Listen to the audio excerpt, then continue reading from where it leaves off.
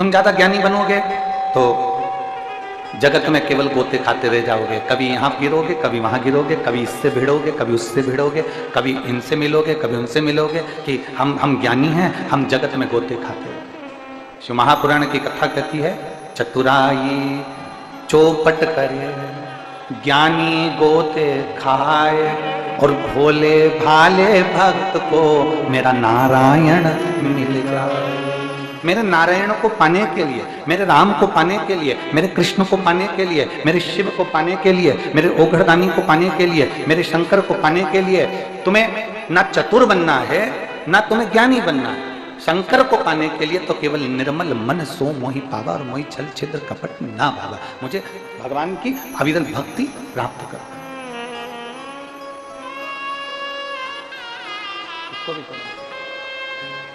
केवल एक का कर दो बहुत। मुझे भगवान की अविरल भक्ति को प्राप्त करना। जितने भोले बनकर आप भगवान को प्राप्त करना चाहेंगे, भगवान उतने भोलेपन से आपको मिलेगा।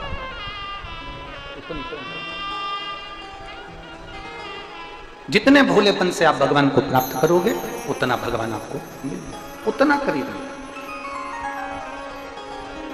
कोई कहे तुम तो अज्ञानी हो, तुम पढ़े लिखे नहीं हो, तुम ढोर हो, तुम प्रसन्न हो जाओ। रावण और हनुमान जी की जब आमने सामने हुई, रावण और हनुमान जी जब आमने सामने हुए तो रावण बहुत विद्वान था, उसमें बहुत विद्वत्ता थी, सारे वेद सारे पुराण सारे शास्त्र सब जानता था रावण। रावण को सारा ज्ञान था क्योंकि वो विद्वान था। रावण और हनुमान जी का जब आमना सामना हुआ तो दोनों में समता को देखा गया, तो देखा गया कि रावण विद्वान था और हनुमान जी विद्यावान थे। विद्वान अहंकार में फूला रहता है और विद्यावान अपनी नम्रता में डूबा रहता है। हनुमान जी में इसलिए उनको कहता विद्यावान गुणी अति चातुर। ज्यादा चतुर बनोगे भगवान से दूर हो जाओगे। चलो एक सरल भाषा का स्मरण करिएगा। बच्चा मां की गोद में कब तक रहता है? बोलो जम के बोलो जरा, जिसको आता है जवाब दो। कुरूद की मेरी माताएं अवश्य बोले। बच्चा मां की गोद में कब तक रहता है? बोलो बोलो जम के बोलो जरा। है जब तक चल नहीं सकता तब तक। अब बीच वाली दीजिए बोलो जरा। इधर वाली ने तो कह दिया कि जब तक वो चल नहीं सकता तब तक मां की गोद में रहता है। अब तुम बोलो। बच्चा मां की गोद में तब तक रहता है, शिव महापुराण की कथा कहती है, जब तक बच्चा खिलौने से खेलना चालू नहीं कर देता तब तक वो मां की गोद में रहता है। जिस दिन मां ने उसके हाथ में खिलौना पकड़ा दिया उस दिन मां अपने बच्चे को खिलौना पकड़ाकर जमीन पे सुलाकर अपने काम में लग जाती है। बोलो सही है कि गलत? अरे बोलो तो जम के। बच्चे ने गुनगुना पकड़ा, मां ने उसको जमीन पे सुलाया। बच्चे ने एक छोटा सा कागज का टुकड़ा पकड़ा, उससे खेलना चालू करा, मां ने उसे जमीन पर सुलाया। बच्चे ने किसी खिलौने से खेलना चालू करा, मां ने उसको गोदी से उतारकर जमीन पे सुलाना प्रारंभ करा। बच्चा जब तक खिलौने से खेलना नहीं जानता, बच्चा जब तक खिलौने को हाथ में नहीं पकड़ता, बच्चा जब तक खिलौने में अपने मन को नहीं लगाता तब तक बच्चा मां की गोद में रहता है। और जिस दिन बच्चा खिलौने से खेलना चालू कर दे, जिस दिन बच्चा खिलौने में रमना चालू कर दे, उस दिन फिर बच्चा मां की गोद में नहीं रहता, उसको जमीन पर सुला दिया जाता है और बच्चा उस खिलौने से खेलना प्रारंभ कर देता है। बस यही की यही मां का चरित्र है और यही की यही मेरे भोलेनाथ का चरित्र है। भोलेनाथ जी से पूछा गया कि भगवान आपका भक्त आपका कब तक रहता है? तो शंकर भगवान कहते हैं जब तक वो मेरा कब तक है? जब तक वो इस संसार के लोगों में चतुराई में अगर डूब गया, मुझसे दूर हो गया। ज्ञानी बनकर ज्यादा डूब गया, मुझसे दूर हो गया। आडंबर में डूब गया, मुझसे दूर हो गया। दिखावे में डूब गया, मुझसे दूर हो गया।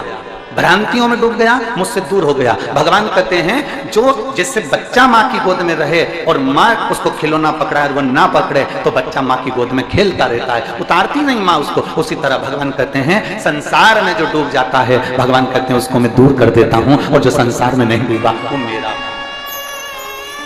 अब इसका मतलब ये नहीं है कि आप परिवार में ना रहो, इसका मतलब ये नहीं है कि आप कुटुंब और कबीले में ना रहें, रहो, परिवार में रहो, कुटुंब में रहो, नाते रिश्ते में रहो, क्योंकि मेरा शंकर भगवान भी अपने परिवार में रहते हैं। मेरे भोलेनाथ माता पार्वती जी के साथ रहते हैं, मेरे भोलेनाथ गणेश जी के साथ रहते हैं, मेरे भोलेनाथ अपने पूरे परिवार में अपने साथ में निवास करते हैं। आप भी अपने परिवार में रहो, बस इतना याद रखो कि किसी को धोखा ना दिया। परसों की कथा, किसी को अपशब्द ना कहा, किसी को ताना ना दिया जाए, किसी को आड़ी तड़ी बात ना कही जाए, किसी को गाली ना दी जाए। भाव भगवान के करीब,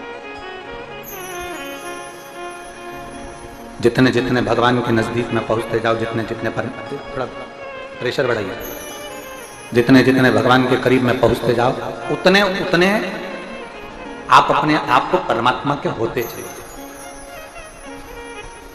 आप भगवान के होते, आप परमात्मा। और महाराज भगवान को कैसा भक्त भाता है, भगवान को कैसा भक्त भाता है, तो कहा जो भोला है, भीतर से निर्मल। निर्मलता का मतलब क्या है? आप पढ़ाई नहीं करेंगे क्या? पढ़ो।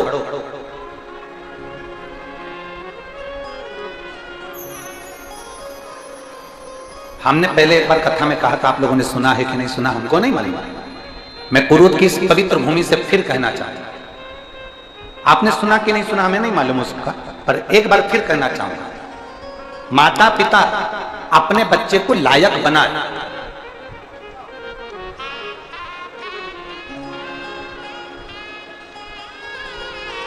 माता पिता अपने बच्चे को लायक बनाए, पर इतना लायक मत बनाना कि बच्चे की निगाह में माता पिता नालायक हो जाए।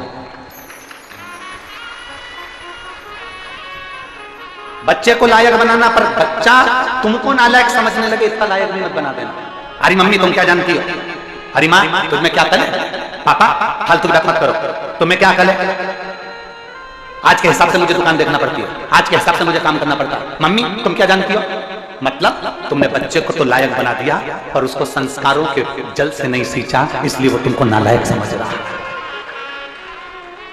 बच्चों को लायक बनाओ, हम मना नहीं करेंगे। बच्चों को डॉक्टर बनाओ, हम मना नहीं करेंगे। बच्चों को इंजीनियर बनाओ, हम मना नहीं करेंगे। बच्चों को खूब पढ़ाओ, हम मना नहीं करेंगे। पर बच्चों को लायक बनाने के साथ में इतना लायक मत बना देना कि बच्चा तुमको नालायक समझने लगे। तुम्हें तो अकल ही नहीं है, मम्मी तो तुम चुप रहा करो, तुम्हें अकल नहीं है ना, बहू से मत करा करो, तुम मम्मी बड़बड़ मत करा करो, पापा तुम अनशन मत बोला करो, पापा तुम्हें नौकर रखने की आदत नहीं है, तुम नौकरों को भगा देते हो, तुम्हें अकल नहीं है, पापा तुम दुकान पर मत आया करो। मतलब माँ बाप ने अपने बेटे को लायक तो बनाया, पर बेटी ने अपने माँ बाप को नालायक समझ लिया कि इनमें अकल है ही नहीं। अकल सबसे ज्यादा तुझ में ही है। जरा विचार कर, चलना अगर माँ बाप सिखाते हैं, रोटी खाना अगर माँ बाप सिखाते हैं, तुझे बीमार होने पर दवाई देना अगर माँ बाप सिखाते हैं, तो तुझे बोली को भी अगर दी है तो माँ बाप ने दी है। इसलिए अपने बच्चों को सबसे पहला ज्ञान होना चाहिए, संस्कार का ज्ञान। हमारे बच्चों में संस्कार होना चाहिए।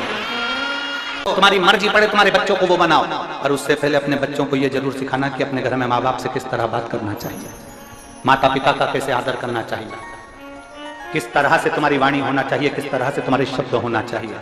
जिस माँ ने अपनी गोद में कोख में रखा होगा 9 महीना, कितना त्राड़ भोगा होगा, उस माँ ने तुमको कितना दिया होगा। जरा विचार करिए। गणेश जी महाराज विनायक थे, विनायक का शीश मेरे भोलेनाथ ने काट दिया। सबसे ज्यादा बिलख रही थी माँ। माता पार्वती की आंख में आंसू भरे हुए थे, माँ बिलख रही थी, रो रही थी, अश्रु बह रहे थे, नैनों से जल टपक रहा था, और माँ रोती हुई बिलखती हुई मेरी माता पार्वती शंकर जी से कहती, इसको जीवित करो, इसको जीवित करो। और चकित भय सुन के कैलाशी, चकित भय सुन के कैलाशी, करूं जीवित में अविनाशी। गणों से यूं बोले वाणी, शीघ्र ही लाओ कोई प्राणी, जिसे भी पैदा तुम पाओ, मनुष्य या पशु हो ले आओ। तुम जाओ,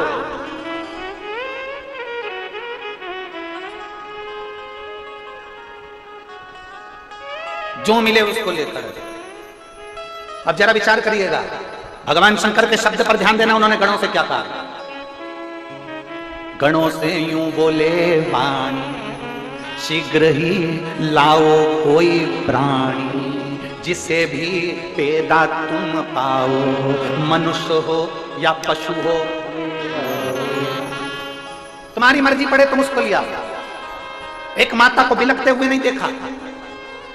मैं अभी इसका शीश जोड़ दे, मानव हो चाहे पशु हो, उसका शीश लाओ, अभी जोड़ दे।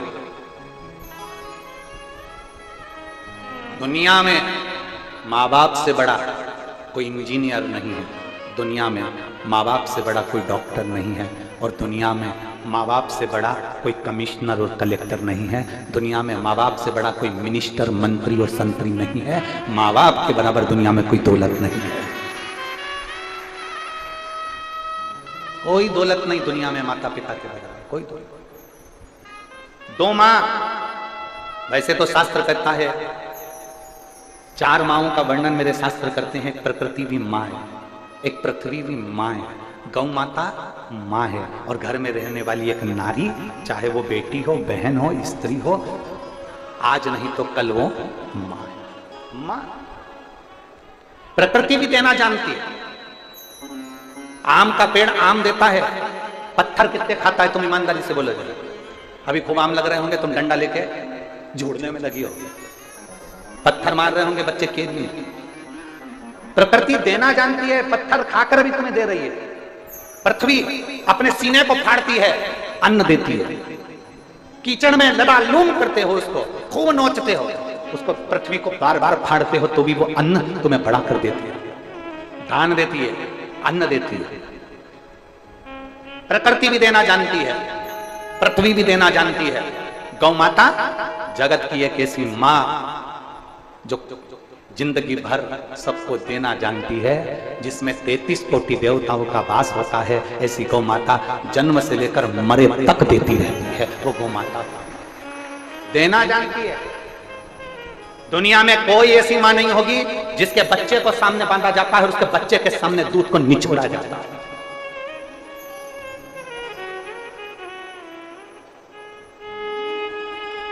किस किस के यहां पर गाय, गौ माता किस किस के यहां है? सबके यहां रखो जरा। दूध निकालने से पहले बछड़े को गाय के लिए छोड़ते हो कि नहीं छोड़ते हो? बोलो बोलो, जम के बोला जरा। क्यों छोड़ते हो?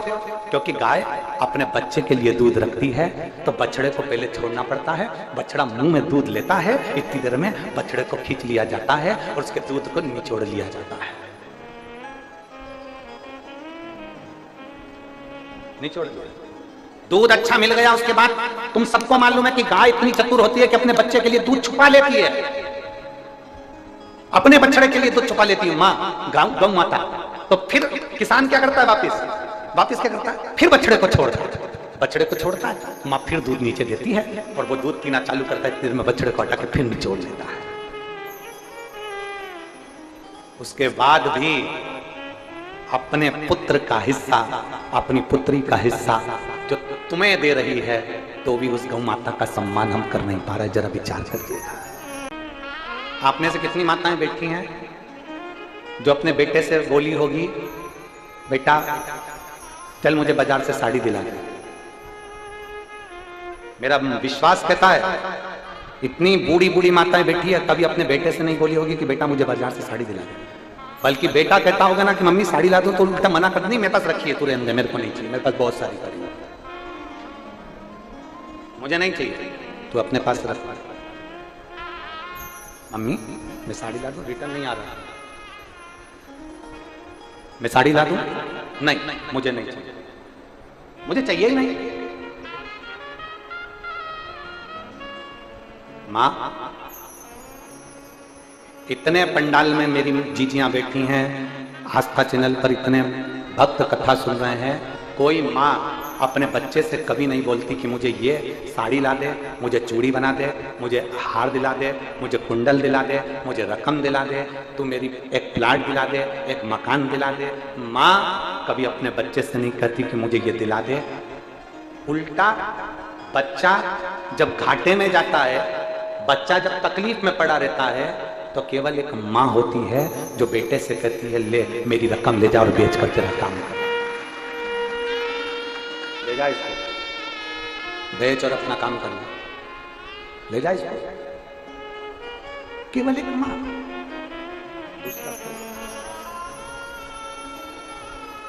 प्रकृति मां है, पृथ्वी मां है, गौ मां है, और घर की मां माता जिसने आपको दुनिया में केवल देना जाना है वो मां है। उसको समझो।